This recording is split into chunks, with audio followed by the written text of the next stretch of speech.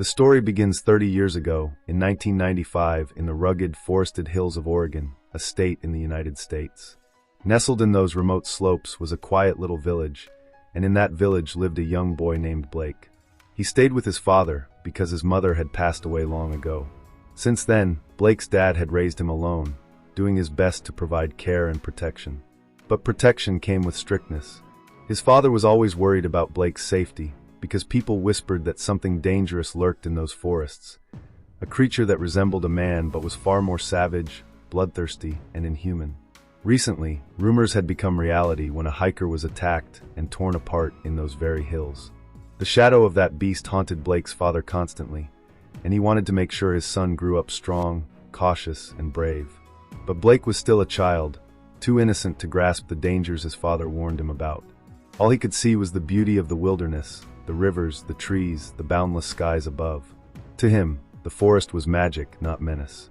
He didn't know what kind of horrors might be hiding behind that beauty. One day, his father took him hunting. Blake wandered off and spotted some mushrooms on the ground. He bent down, fascinated by their strange shapes, and started to touch them. But his father instantly pulled him back, alarmed. He sternly explained that those mushrooms were poisonous, that they could kill him, and he must never touch such things again. Blake didn't really understand. He only saw something colorful and interesting, not dangerous. His father scolded him sharply, saying, "You need to be sensible.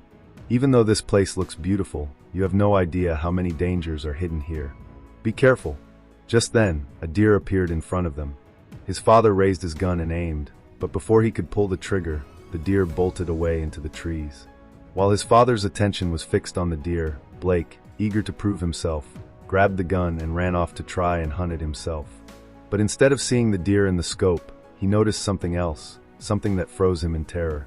Through the scope, he saw a massive creature, not fully man and not fully animal, standing upright yet growling like a beast.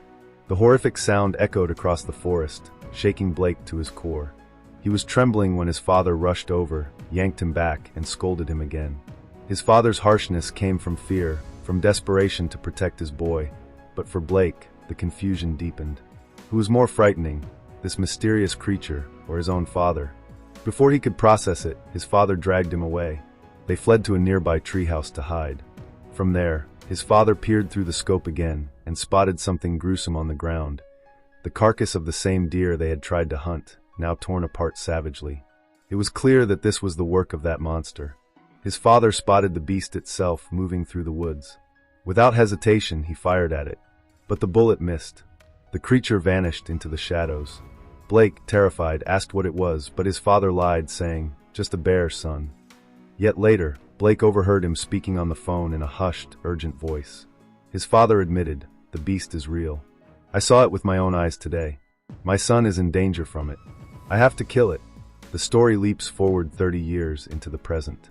Blake is now an adult, living in San Francisco with his own family. He has a young daughter he adores, and he has sworn not to repeat his father's mistakes.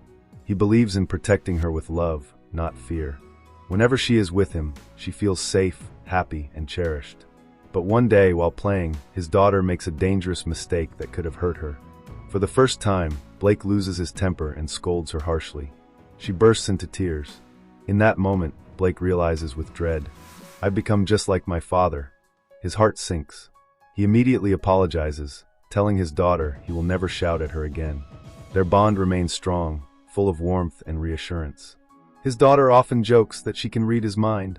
This time, she presses her little hand to his forehead and says, "Dad, right now you're thinking about how much you love me." Blake smiles and admits she's right. Blake spends much of his time at home, working as a part-time writer. His wife Charlotte, however, is a reporter for a busy news channel. Her demanding career keeps her away from the family more than she'd like, and though she loves them deeply, the distance between husband and wife has been growing. She often feels guilty, confessing to Blake that she's not a good mother because she can't give enough time to their daughter. Blake comforts her, telling her not to think that way, reassuring her she's a wonderful mother. Then one day, a letter arrives that shakes Blake to his core. It says that his father, who disappeared 3 decades ago, has been declared dead. 30 years earlier, his father had gone into the forest to hunt that creature, never to return. Now the police confirm that he is gone. Blake had mixed feelings about his father. He resented his harshness, yet the news still hits him hard. Memories come flooding back. In his grief, Blake decides to return with his family to his childhood home in Oregon. He hopes the trip might heal old wounds and, at the same time, bring his own family closer together. Charlotte agrees, realizing she, too, needs to spend more time with them. She even arranges time off work. Together, they set out on the journey. When they arrive in the old village, Blake struggles to find his childhood house. 30 years had transformed the place beyond recognition. To make matters worse, their phones lose signal and the internet goes down, leaving them with no map. While searching, they notice a man in a nearby treehouse holding a gun. Charlotte panics, urging Blake to leave, but he reassures her that in this rural place, people often carry guns. As the man approaches, Blake suddenly recognizes him, an old childhood friend. The friend is surprised to see Blake and agrees to guide him home. But as night falls during the drive, something strange appears in front of the car. Blake swerves in shock, and the car crashes violently, flipping over. Trapped inside, the friend crawls out in panic, but before he can escape, the beast attacks him savagely. Blake, Charlotte, and their daughter scramble to get out. Charlotte and the girl escape first, but Blake is attacked and clawed on the arm. Wounded but alive, he manages to pull free. Together, the three of them flee through the dark forest. Blake spots his old family home nearby and rushes them inside. The house is pitch black, eerily silent. Blake finds a torch, starts the generator, and scans the woods with a flashlight. The beast seems to be gone for now. Charlotte, terrified, insists they can't handle this alone. They need outside help. Blake remembers his father's old radio and tries to contact someone, but the frequency won't connect. Then something strange begins happening to Blake. His wound burns with unbearable pain. His teeth start loosening and falling out, blood seeping from his gums. Charlotte notices and is horrified. She points out that the wound wasn't caused by broken glass. It was from the beast's claw. Blake insists otherwise, but his condition worsens. His hearing becomes unnaturally sharp. Sounds grow overwhelming, distorted, terrifyingly vivid. He hears heavy footsteps echoing outside, though Charlotte and their daughter can't hear them at all. He follows the sound and discovers it's coming from inside the cupboard. When he opens it, he realizes with horror he can hear even the faint skitter of a spider walking. His senses are mutating. He remembers the beast's bite. The truth dawns, he is changing. He is becoming one of them. Blake tries to hold himself together, but the changes inside him are accelerating. His head pounds as if it might split open. His hearing has become painfully sharp, and every small sound crashes through his skull like thunder. Even ordinary noises warp into something monstrous. Charlotte notices his distress and realizes he is no longer just injured, he is infected. The bite wasn't just a wound, it was a curse. Blake's teeth fall out one by one, replaced by sharp, predatory fangs. His hair begins shedding in clumps. His sight changes, no longer human but tinted with unnatural clarity. For the first time in his life, Blake feels like he's losing himself completely. That night, the beast returns. A thunderous howl cuts through the silence, rattling the windows. Blake presses his ear to the door, straining to hear. Suddenly, the wooden frame bursts open as the monster claws its way inside, dragging Blake by the leg. Charlotte screams, grabs an axe, and strikes at the beast, forcing it back into the night. But the attack has already taken its toll. The infection in Blake's blood spreads faster, twisting him from the inside out. His voice begins to fail. Words collapse into growls. He scribbles a desperate note to Charlotte on a scrap of paper. Dying. She refuses to believe it, insisting he will survive, but the truth is clear. His human side is slipping away.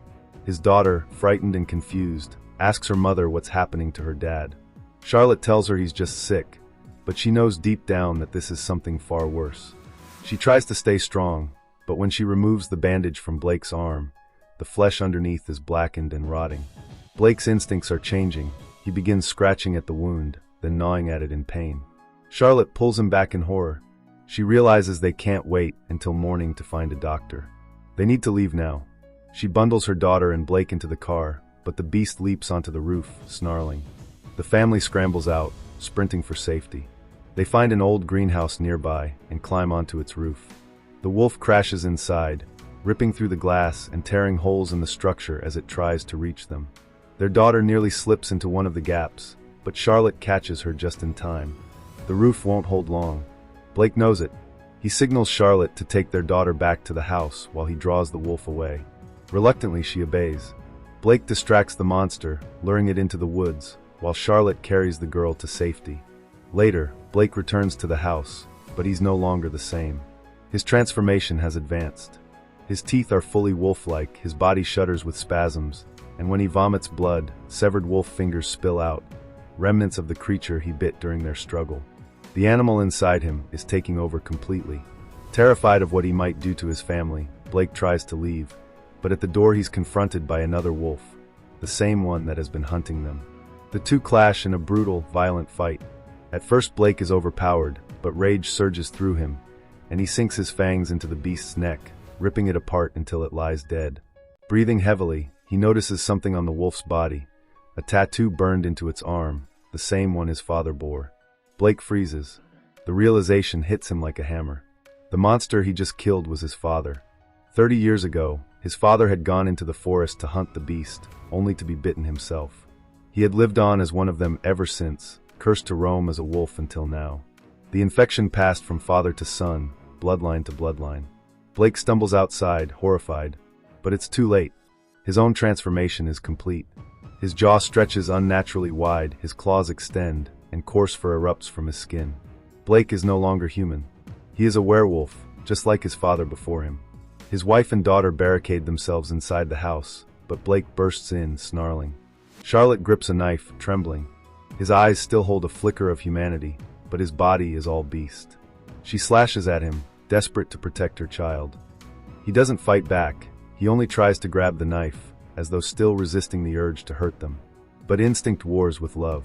Unable to trust him, Charlotte flees with her daughter into the barn. They set a bear trap inside, hoping to stop him. Blake enters, sniffing them out with perfect night vision. They crouch in the shadows, praying he won't see. But he does. He sees everything. Yet instead of attacking, he hesitates. Then he steps forward, and the trap snaps shut on his leg.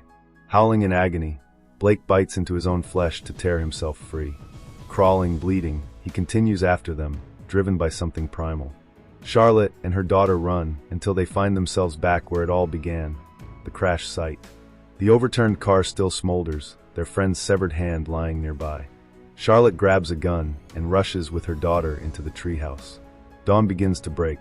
Blake appears below, dragging himself toward them. He climbs up, his monstrous face looming, but once again he doesn't attack. Instead, he stares at them with eyes full of pain. His entire life, he tried not to become his father, tried to be the kind of dad who never scared his child. And now, his worst fear has come true. His daughter looks at him with terror. The beast within him roars for blood, but his human heart fights back. His daughter, with her uncanny ability to sense his thoughts, whispers to her mother, "Dad wants you to kill him." Charlotte can't. She trembles, unable to pull the trigger. Blake growls, trying to provoke her, desperate to force her to end it. Finally, she screams and fires. The bullet strikes him. Blake collapses from the treehouse, crashing onto the ground below. As life drains from him, he gazes at the forest one last time, the same forest he once saw as a boy, full of beauty and mystery. His daughter kneels beside him, reading his final thoughts. "Dad," she says softly, "you're still thinking about how much you love us. That's why you didn't hurt us." Blake gives her one last look of peace before closing his eyes forever.